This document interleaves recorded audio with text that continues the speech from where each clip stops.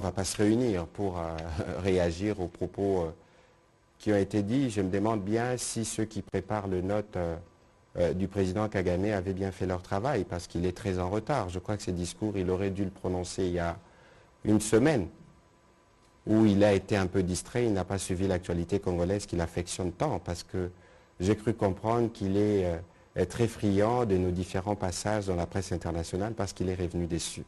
C'est bien pour lui, parce que ça lui permet d'avoir des éléments d'information. Alors, qu'est-ce qu'il faut dire? Je pense d'abord que le président Kagame n'a pas de qualité pour faire un quelconque commentaire sur ce qui concerne les élections. Premièrement, avant de parler élection, on doit parler de liberté d'expression. Est-ce que liberté d'expression existe au Rwanda? Deuxièmement, on parle de liberté de manifestation. Est-ce que la liberté des manifestations existe au Rwanda? Non. Troisièmement, comment il est arrivé au pouvoir? Quelle a été la méthode qui a été utilisée? Quatrièmement, je ne vous rappelle rien, mais vous vous souvenez du référendum qui s'est tenu, je crois, en 2015, où à 99,1% ou 98,1%, on a dit oui à une forme de présidence à vie, parce qu'il s'est assuré de rester au pouvoir jusqu'en 2034. Mais il vaut mieux d'abord qu'il regarde chez lui si les Rwandais sont libres de s'exprimer, si les Rwandais sont libres de manifester, si lui, il est en mesure de supporter une quelconque opposition à sa pensée unique. Donc je ne voudrais pas en dire davantage, mais je pense que pour tout ce qui concerne la démocratie mondialement, il est le dernier sur la ligne, c'est connu.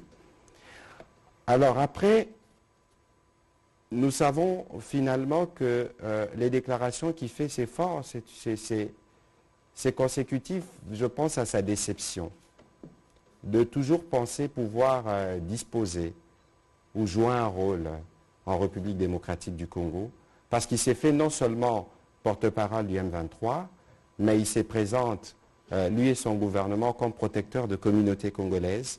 Au nom de quel mandat? Il est possible pour lui de faire la politique dans son pays et nous laisser faire la politique qui est la nôtre.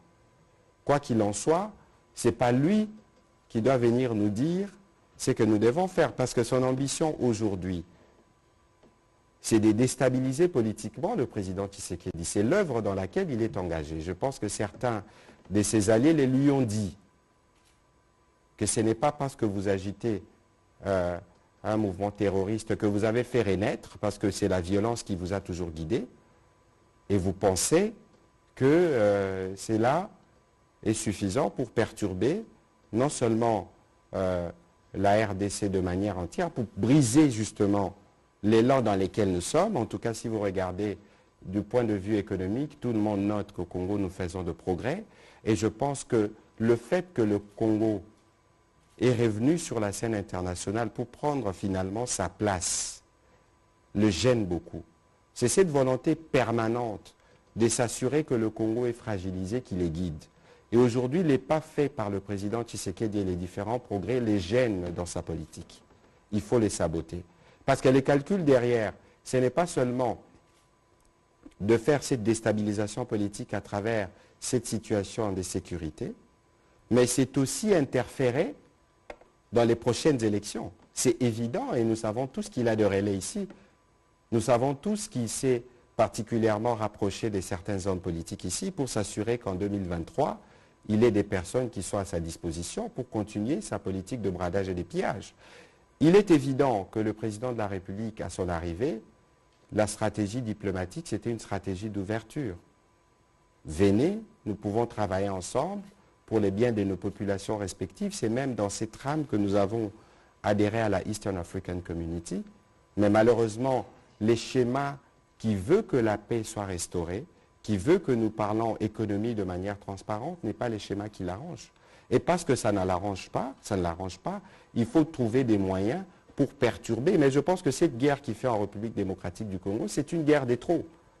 Regardez les massacres des Kishiché, localités occupées par les terroristes du M23 et des ADF. Les populations qui disent non sont massacrées nuitamment, des porte à porte. Des porte à porte. Des jeunes sont en relais de force Mais le responsable de tout ça, c'est qui finalement, si ce n'est pas lui? Je pense qu'il est possible pour lui aujourd'hui, parce que j'ai entendu aussi qu'il a parlé de paix, d'être un véritable acteur de paix. Et s'il est tant préoccupé par l'organisation des élections en République démocratique du Congo, il peut demander à ses troupes et ses M23 de vider les lieux. Ce n'est pas difficile. C'est ce qui est prévu, parce que lui, il pense que c'est les prétextes que nous voulons utiliser. Encore que si c'était là, cela le prétexte, on n'aurait pas fait notre part pour ce qui concerne l'organisation des élections. Je pense que, de toute évidence, sur la démocratie, il peut encore apprendre des leçons chez nous, parce que vous avez vu, par exemple, hier, l'exercice que le président de la République a eu avec les jeunes. Je ne suis pas sûr que dans son pays c'est possible, mais bon, voyons voir avec le temps, comme il nous suit souvent, peut-être qu'il va prendre quelques petites leçons qui vont lui permettre d'être plus démocrate et de permettre aux Rwandais de s'exprimer plus librement. Alors, sur votre deuxième question à propos de la force régionale, il faut partir d'une constante.